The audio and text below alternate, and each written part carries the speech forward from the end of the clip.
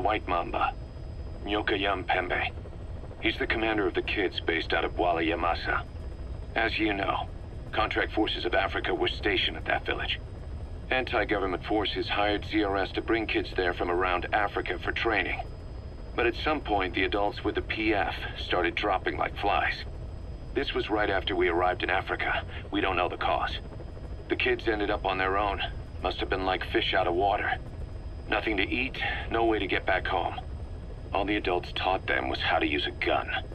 Sure, they could shoot targets, but hunt for food? Not likely. They wouldn't have lasted long. Then the White Mamba showed up. He was faster and stronger than them, a better soldier, and he knew how to lead. I guess somebody wished upon a star, because their savior turned up like stardust straight out of the blue. The moment he arrived, the kids had their new commander. That was when they started attacking other villages. Word of the infamous White Mamba spread fast. But it isn't just his combat skills that got people talking. As you can tell from the name, he's the only light-skinned kid in the unit. Not to mention the blonde hair and the blue eyes. Not common in those parts. We have no idea where he came from or what he's experienced. The kid's a huge blank. But I'm sure you'll know him when you see him. One other thing. He's still a kid, so don't kill him. Be careful not to hit him with anything lethal. Not even a flesh wound. Our mission objective isn't just suppressing a bunch of militants. This is a DDR operation of the kids in that unit. DDR stands for Disarmament, Demobilization, and Reintegration. Disarmament is obvious. We take their weapons off their hands. The demobilization part means dismantling their military organization to ensure they can't arm themselves again. To do that, you need to capture the unit's commander and have him order his men to disband. In this case, the commander is the White Mamba. There's nobody above him, so he's all we need to grab. Finally, reintegration.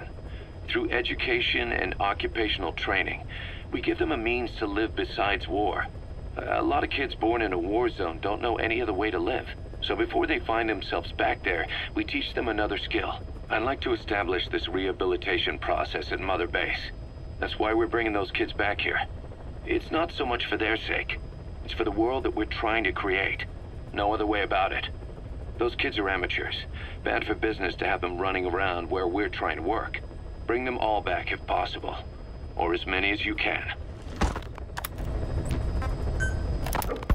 We placed the White Mamba and the rest of his unit in the staff living quarters. How's that going? It's a disaster, but what else can we do?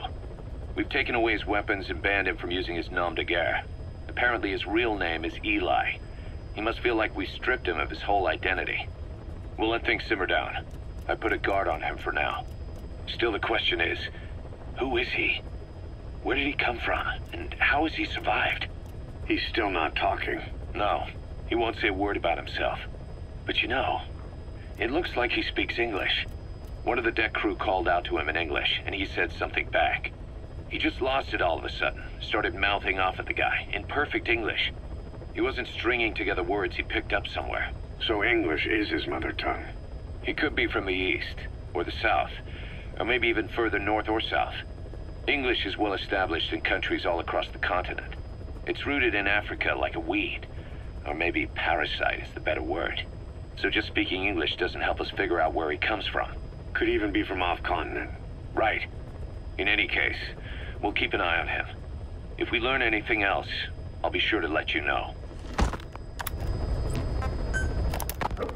Boss, we've got the results of Eli's genetic tests. We can finally put this worry behind us. We used the PCR technique and conducted DNA fingerprinting of the copied DNA sequences. Neither is mainstream science yet, but the concepts and procedures are sound. Both tests say there is 0% chance that the two of you are blood relatives, meaning the results are negative. He's not your son, nor is he your clone. He's just another person. It was 12 years ago that Zero made plans to clone you. Eli's age and appearance certainly are a good fit. I admit the first time I saw him I did a double take, but it looks like we were worried for nothing. Eli isn't your clone, though you might still have one somewhere out there. But if Eli isn't the boss's clone, why does he seem so obsessed with him? Not to mention having one hell of an attitude for his age. I don't know. Learning the truth about himself, cursing the fact he's a clone, bearing a grudge against selfish adults, and coming to hate who he was cloned from. Big boss. If that were really the case, I could understand it. I might even feel a bit sorry for him.